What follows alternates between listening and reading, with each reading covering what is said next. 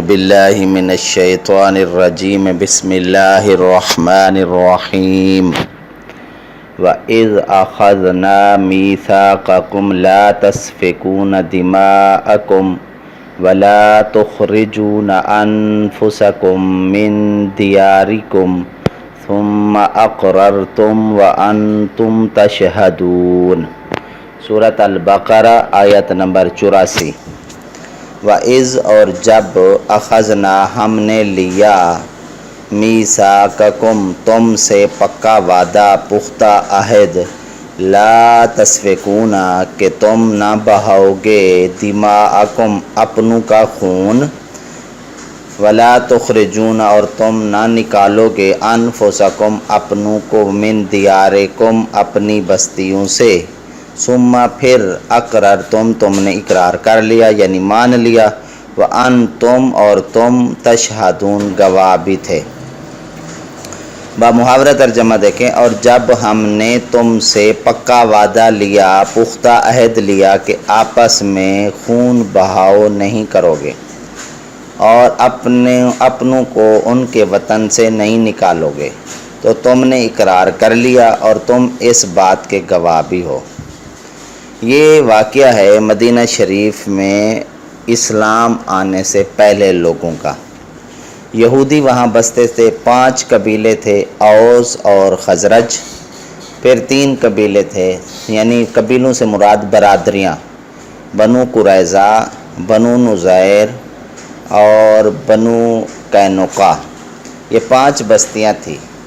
اوس اور خزرج انصار مدینہ، یعنی وہ مسلمان ہو گئے تھے، انصاری بن گئے تھے، انصار تو وہ پہلے تھے، انصاری بن گئے تھے، انصار مدینہ کہلا۔ اسلام سے پہلے ان دونوں قبیلوں کی آپس میں کبھی نہیں بنتی تھی۔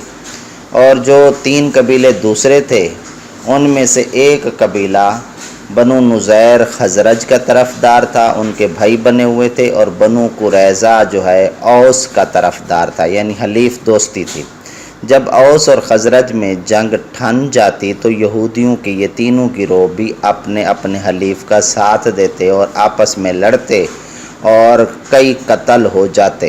دونوں طرف سے یہودیوں کو مارتے تھے، موقع پا کر ایک دوسروں کے گھروں کو بھی اجاڑ ڈالتے، دیس نکالا بھی کر دیا کرتے تھے اور مال و دولت پر قبضہ بھی کر لیتے تھے۔ جب لڑائی موقوف ہوتی تو مغلوب فریق کے قیدیوں کا فدیہ دے کر چھڑا لیتے اور کہتے ہمیں تو اللہ کا حکم ہے کہ ہم میں سے جب کوئی قیدی ہو جائے تو ہم فدیہ دے کر چھڑا لیں۔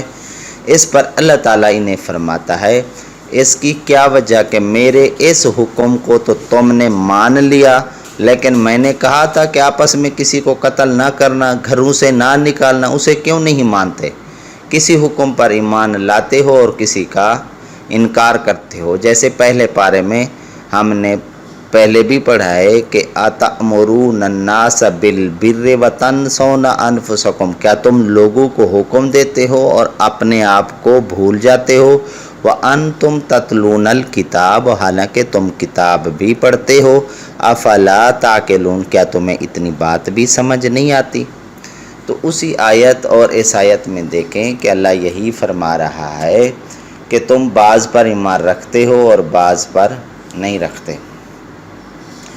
اور یہ کہاں کی ایمانداری؟ آیت میں فرمایا کہ اپنا خون نہ بہاؤ اور اپنے آپ کو گھروں سے نہ نکالو، یہ اس لیے، یہ دیکھیں اپنے آپ کو گھروں سے نہ نکالو، حالانکہ وہ نکالتے تو دوسروں کو تھے، اپنے آپ کو تو وہ نہیں نکالتے تھے، اپنے آپ تو وہ بیٹھے رہتے تھے۔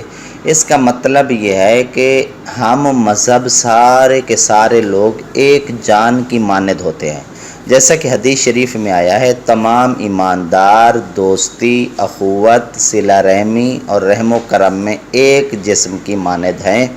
کسی ایک عضو کے درد سے تمام جسم بے تاب ہو جاتا ہے، بخار چڑھ جاتا ہے، راتوں کو نیند اچاٹ ہو جاتی ہے۔ اسی طرح ایک مسلمان کے لیے سارے جہان کے مسلمانوں کو تڑپ اٹھنا چاہیے۔ مولاي صل وسلم